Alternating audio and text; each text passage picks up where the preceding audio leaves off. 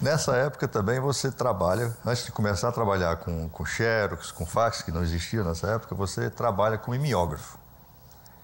Mimeógrafo era o que oferecia de mais recurso de uso para impressão imediata, rápida, de grande circulação.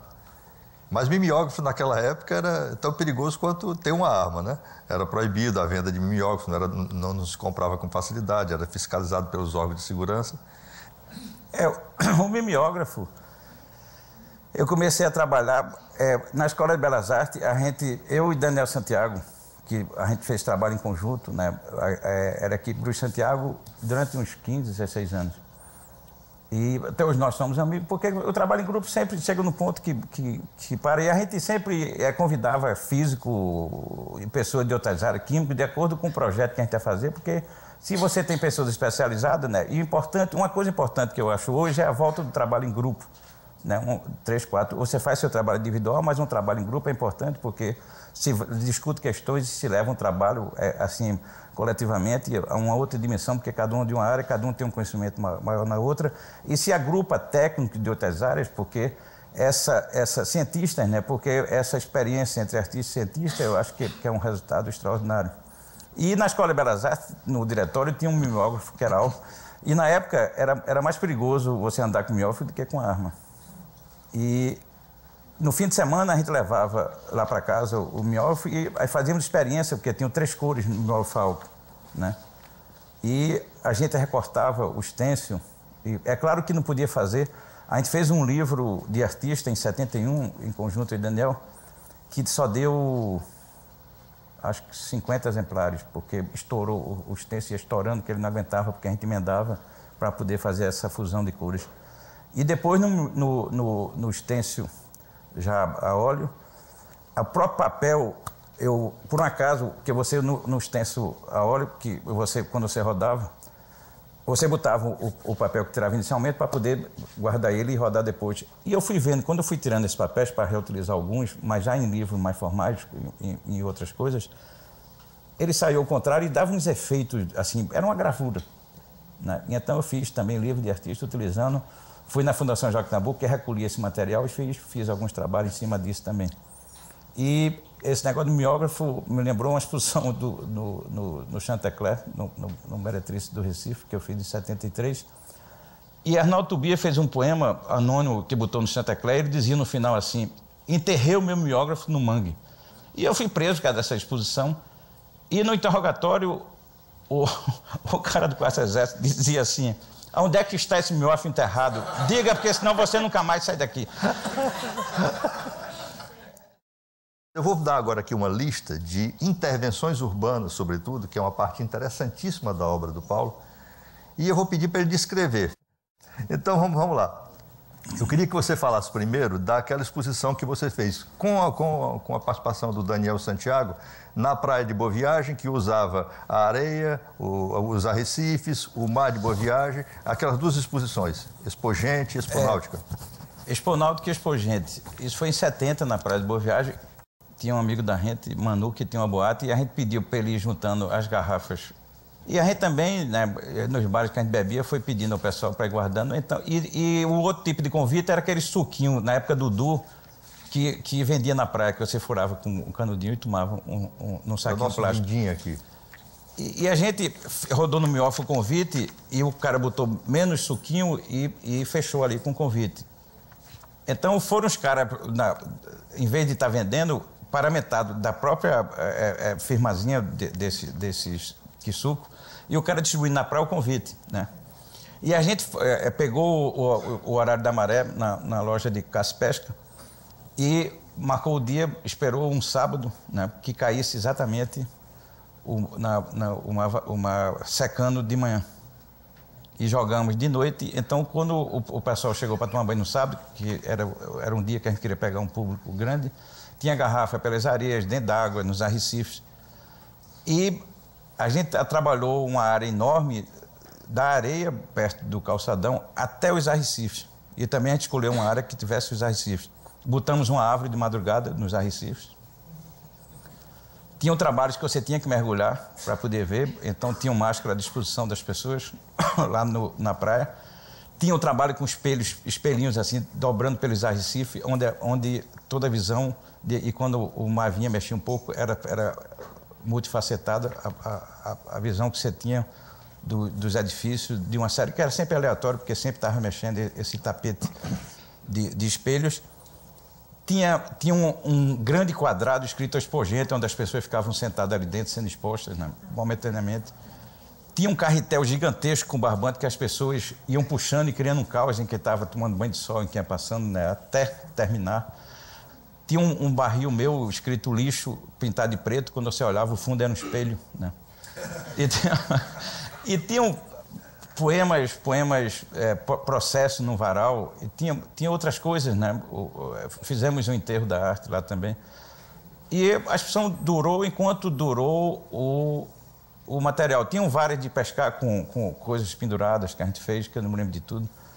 E durou até o pessoal destruir ou o mar encher e levar tudo e acabar com tudo. E isso foi em 70.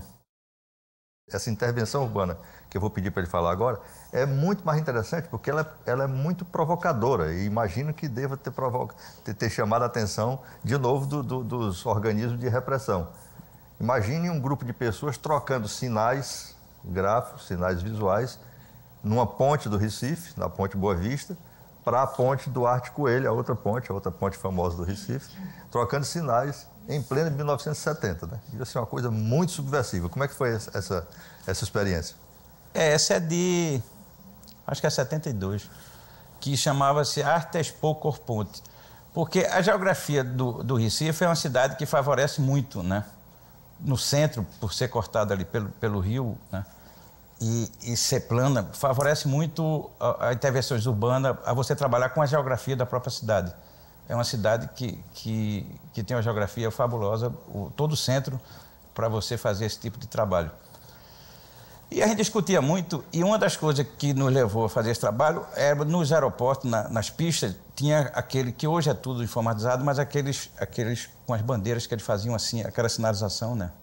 Que a gente até comprou um livrinho para ver, que fazia para a direita, para a esquerda, né? E fazia assim, vinha reto e tal. Há toda uma codificação e decodificação. E a gente resolveu fazer, e esse cartaz, ele descoloriam com a água.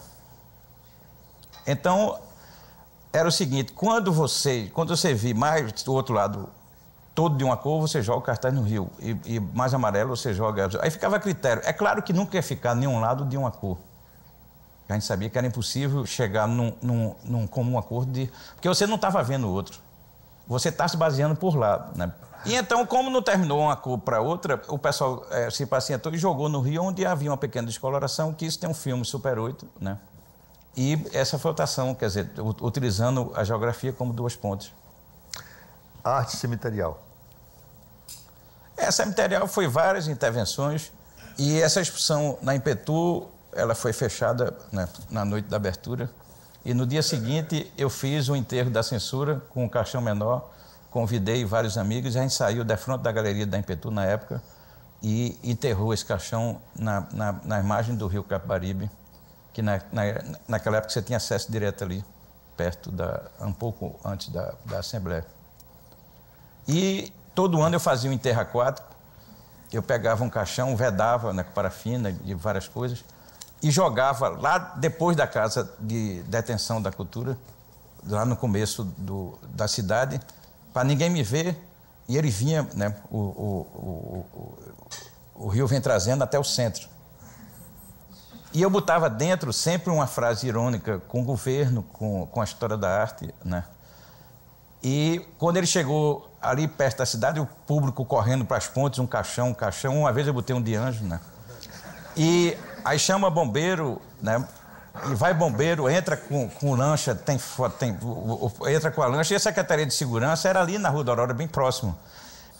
E, é claro, depois de tanto trabalho, eles chegaram a mim, depois de eu fazer tantas intervenções nesse sentido, eles associaram a coisa da Impetu, a exposição de arte cemiterial na Impetu, e chegaram até a mim novamente. Novas proposições do dia da criação, aquela pintura da barreira de 30 metros. É um trabalho de arte-paisagem, ou land art, que eu fiz em 72. O dia da criação foi no Horto Dois Irmãos, E tinha uma barreira, na época, de cerca de 30 metros de altura, né, assim, um barro, uma parte toda cortada assim e a mata em cima. E então eu consegui um apoio de uma fábrica de tinta, eles me deram diversos galões e, em determinada hora, eu comecei a jogar os galões de barreira abaixo, e então pintei uma grande parte dessa barreira, que foi o meu primeiro trabalho, assim, em grandes proporções em relação à arte-paisagem, uma interferência direta na paisagem com o trabalho. Nessa época você já tinha uma relação, já tinha iniciado um contato com o grupo Gutai, que já trabalhava com land art, o grupo japonês? Não, o meu contato com o Gutai se dá em 73, o meu contato assim, a nível internacional, que a crítica internacional, agora de 10 anos para cá, que vem citando o grupo Gutai como uma grande, assim, como aquele revolucionário realmente, porque eles em 56 eles fazem um grande evento, quando eles se lançam, de tudo que vocês imaginarem, performance, a pintura corpórea, onde eles se melam de tinta, né? E se jogam sobre telas, sobre o que Pollock, né, faz quase paralelo, mas um pouco em seguida, né, o que Yves Klein faz também com as mulheres nuas e com outras intervenções direto do corpo sobre... O Gutai tinha feito já um pouco antes. E em seguida, eu entro em contato com o pessoal do Grupo Fluxo, que eu mantenho contato até hoje, e quando eu morei em Nova York, eu tive com Ken Friedman, a gente fez até um trabalho junto, e outros artistas que eu já tinha contato, e Robert Refo e outros, e me integrei ao grupo e participei de vários eventos juntos com eles, né, em várias ocasiões de eventos deles. Daqui a pouco, Paulo Bruschi fala sobre o movimento nadaísta. Voltamos já.